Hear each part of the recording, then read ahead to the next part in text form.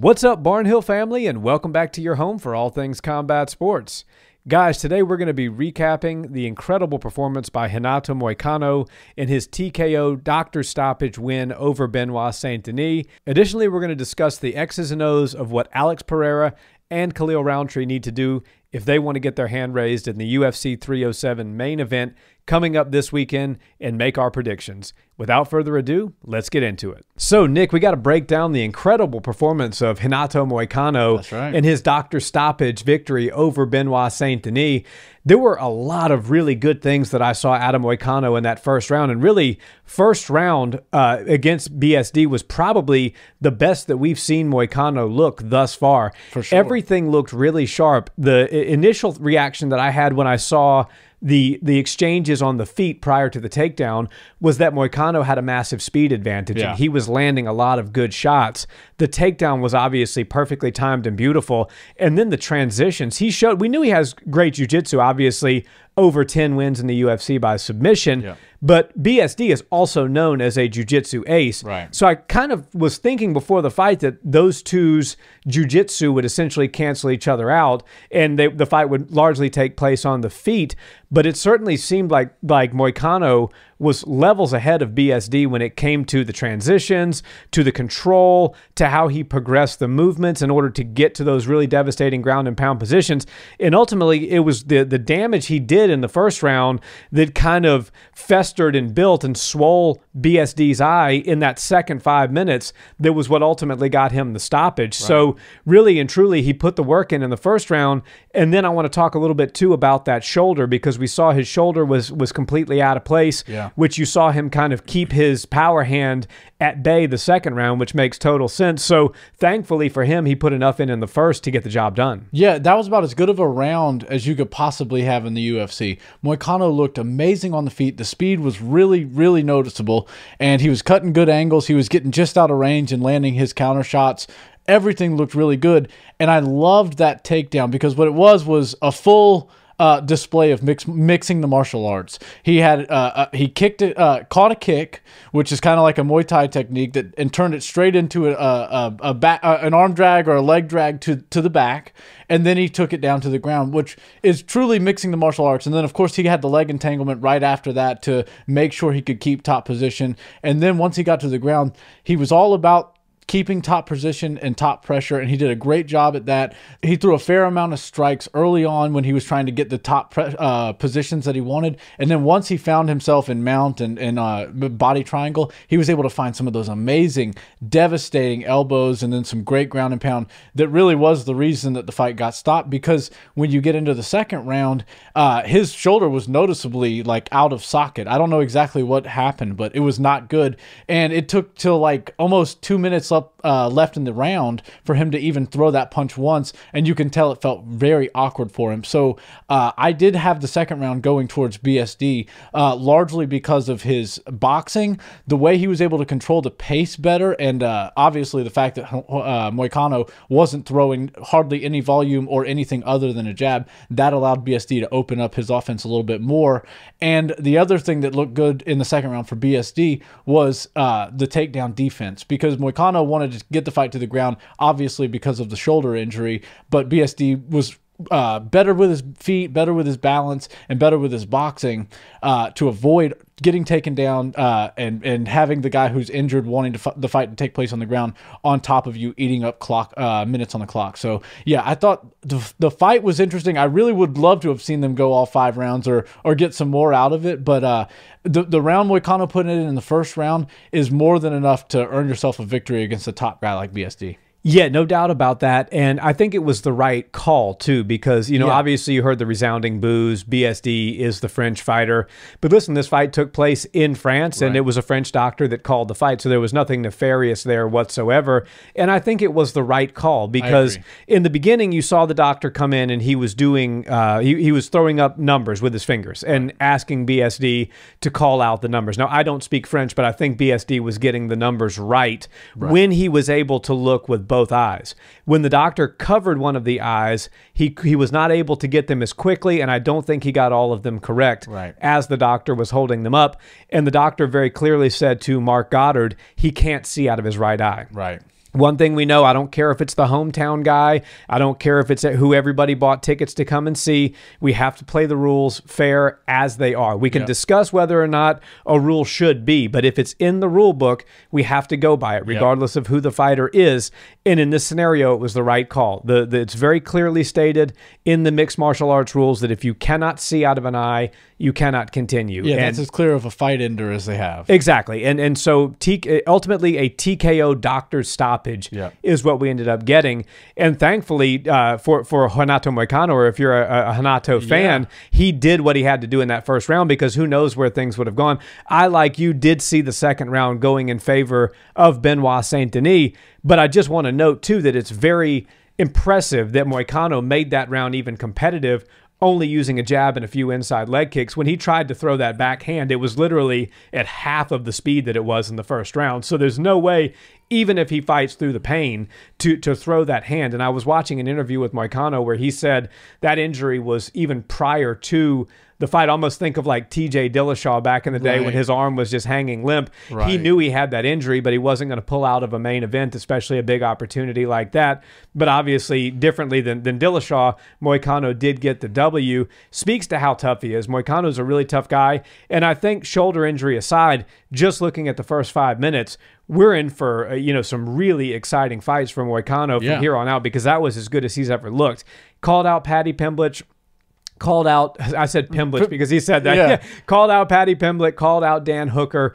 Both fun fights. Renato, prior to, let's say, 9 months ago, a year ago, I would have said that he's not going to get the Paddy fight because Paddy's got the stardom. Renato, it was not where Paddy is. Right. And Renato was always a very dangerous fight for Paddy. But as of late, Renato's got his podcast. He's great. He's absolute money, like his nickname, on the microphone after a fight. And he's kind of become a big star. So you're not really risking anything putting him in there with Paddy, because both of them are stars at this point, and both of them are guys that the UFC sees a bright future for. Obviously, Renato's a little older than Paddy, so it'll probably be shorter lived. But it's the right call, because when you're number 11 and you beat number 12, the way he beat him, you're probably going to jump up a few points in the ranking. It doesn't make sense to call out Islam and the people at the top of the heap, because there's just so much going on at 155 right now with Arman, with Islam, with Charles Oliveira now taking on Michael Chandler. Who knows what's going to happen with that? That it makes sense for Renato to continue to build his stardom. He calls them easy fights. Paddy Pimblett, regardless of what you think of the guy, is not an easy fight. He showed us that he's a very, very, very skilled fighter. Dan Hooker, tattooed Dan, looks as good as anybody right now, beating Mateusz Gamrot. I mean, that's no slouch to defeat. So either one of those would not be easy fights, but I think they would both be really, really fun. Actually, I think Hooker versus Moicano stylistically might even be more fun than Paddy, but both of them signed me up for him. Yeah, that would be a lot of fun. And I think Hooker he's my front runner for the Conor McGregor fight. I think Conor's going to fight next year, and Hooker's going to wait around for that. But he can't wait too long and do the same thing that Michael Chandler just did. So I would love to see Dan Hooker, but if we don't hear about that one soon, then I would start to lean more towards Paddy happening. And I think boxing and the UFC are similar in a lot of ways, but boxing really does have one formula. You get a guy, you get him a squeaky clean record all the way up into a legitimate 30-0 or whatever like that, and then you start to put him in some title fights, and that's just the formula that works in boxing. Occasionally it works for pay-per-views, and they can have a real star that can get behind. The UFC is a little different.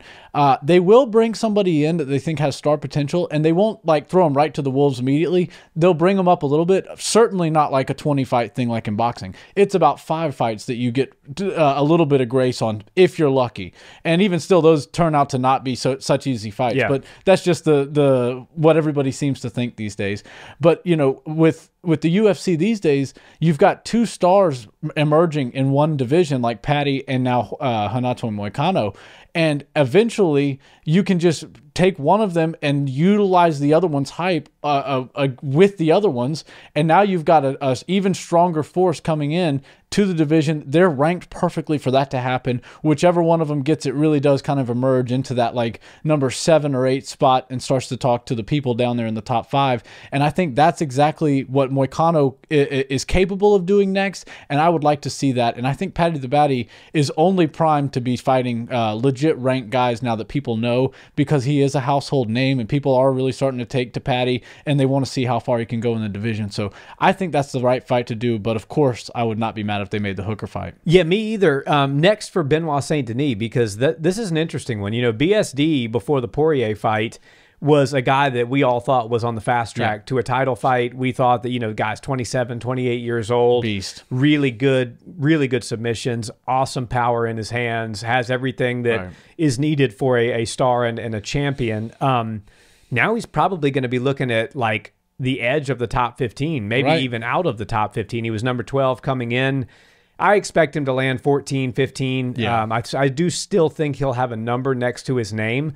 But what do you do with him, and what did he really do wrong that you would say he could improve on? Because, you know, he did look decent in the second round. Obviously, when an eye swells up, it swells up. You can't see. You got to call the fight. Right. But, you know, BSD, I think, still being in his late 20s, is going to be somebody that's still a formidable force going forward. I think he's still going to get back in the win column and string a few together, and then we'll see some fun things happen for him. But tough break, because that's 2 losses in a row now, both of them by finish. So that's a hard thing. Do you have a name? I don't necessarily have a name that I would say I'd love to see BSD. Maybe you guys have a name, to drop it in the chat below, drop it in the comments. But what would you like to see next for Benoit Saint-Denis? Yeah, it's hard to say. And one thing about him is he's as tough as an old leather boot, because that first round was exhausting for him. It was exhausting for Moicano, and he was on the fun side of it. BSD really took a beating there, and, you know, he looked good, came in strong in the second round, and he couldn't do enough. And I think it's because he was exhausted from the first round. If he didn't lose so much energy in that first round and get beat up so bad in the first round, I think he could have actually come a lot stronger at Moicano and injured Moicano, who couldn't throw one of his most important weapons, which was his backhand.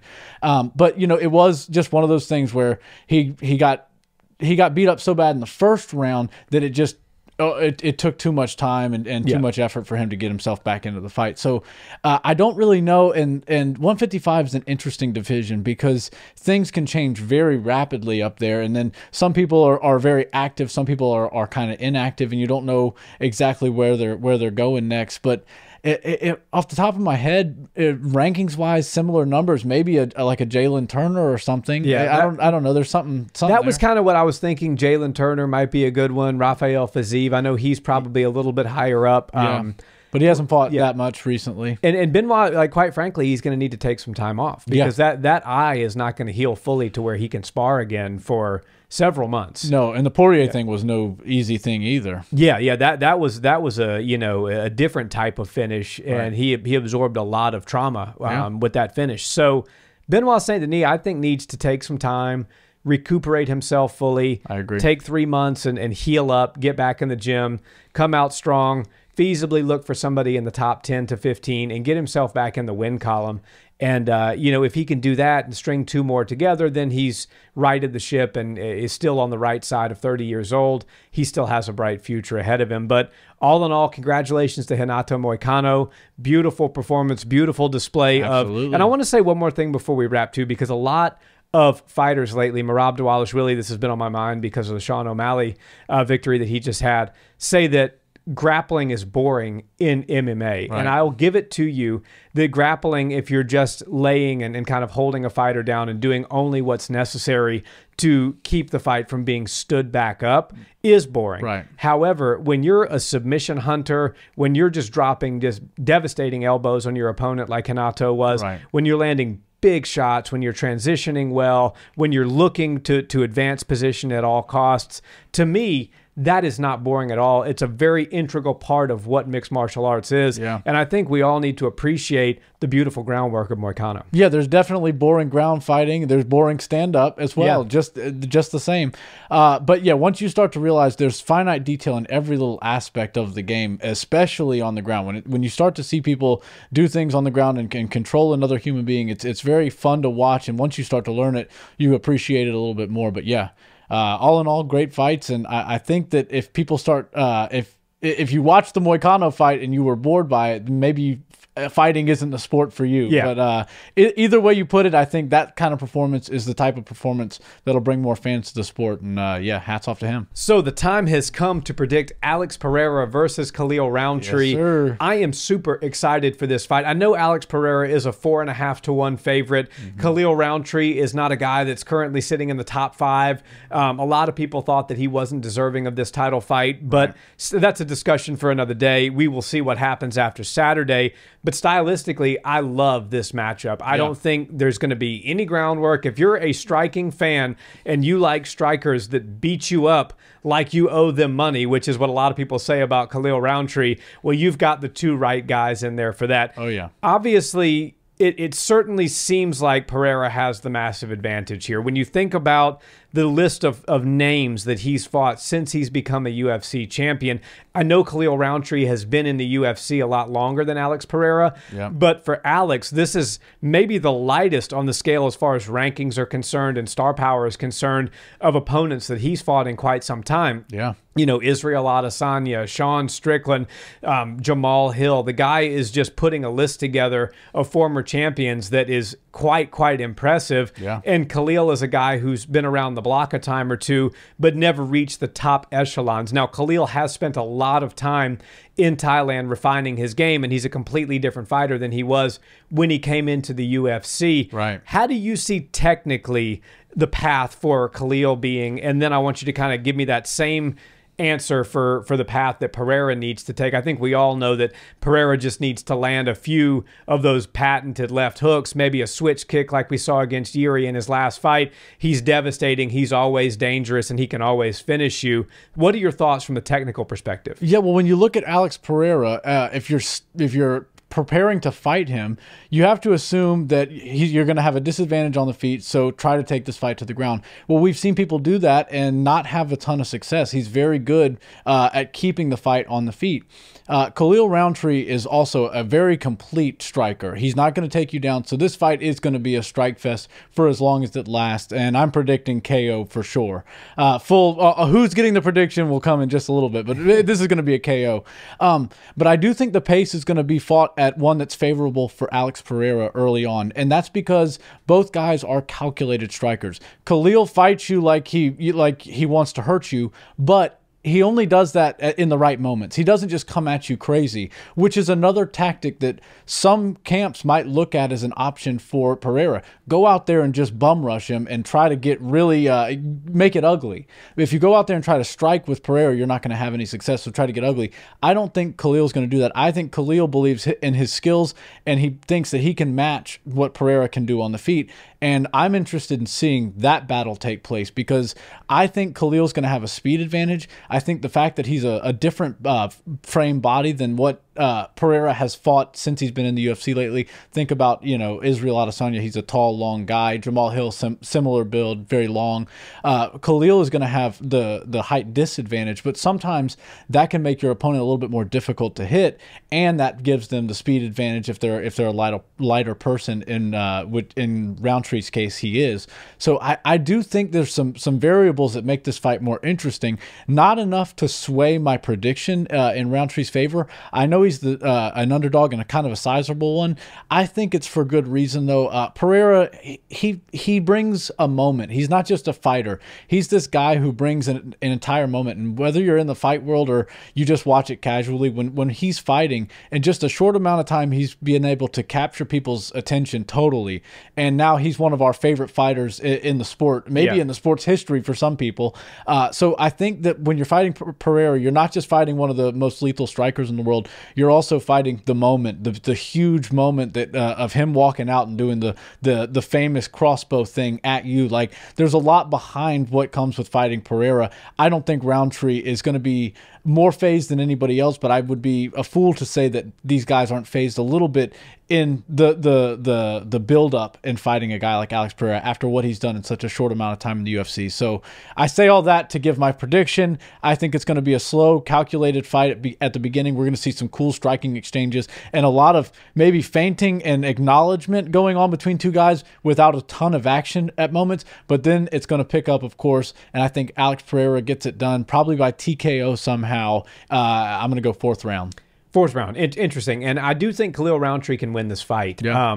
I do think it's a narrow path. As you said, Khalil Rountree probably will have the speed advantage. He probably will certainly have the strength advantage. Yeah. Although I don't know that he'll have the power advantage. I mean, Alex Pereira, he's not the fastest striker. When you think of like lightning fast strikers, a Rafael Fiziev, somebody like that, that's not the way Pereira fights. Right. He's a little bit more methodical. He sets his shots up very well. He utilizes things to get reads on you, to dictate exactly what he wants out of his opponent, and then he capitalizes on the moments. And when he lands those big shots, we all know, we've all seen what happens, and it's curtains for his opponent. Right. Sean Strickland, who's now a friend and training partner of his, and Sean's a durable guy, said like, this guy just has the touch of death. Yeah. There's just a few people that have that. Mike Tyson when he was in his prime, Alex Pereira, these types of people, Deontay Wilder, Francis Ngannou, they just have otherworldly type of power. And of those people I just mentioned, Pereira is perhaps the most technical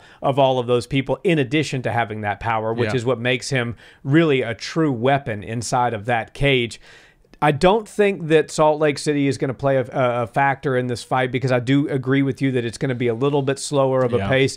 And if anything, I think it favors Pereira, because I think it's going to be a little bit more bursty out of Khalil. And so, you know, he may start to gas. Also, we know Khalil carries a lot of muscle. Yeah. When you're at elevation like that and you're fighting in bursts and you're trying to push the pace, you tend to get tired faster than the guy that's feinting and making you move. That doesn't require nearly as much energy. Right.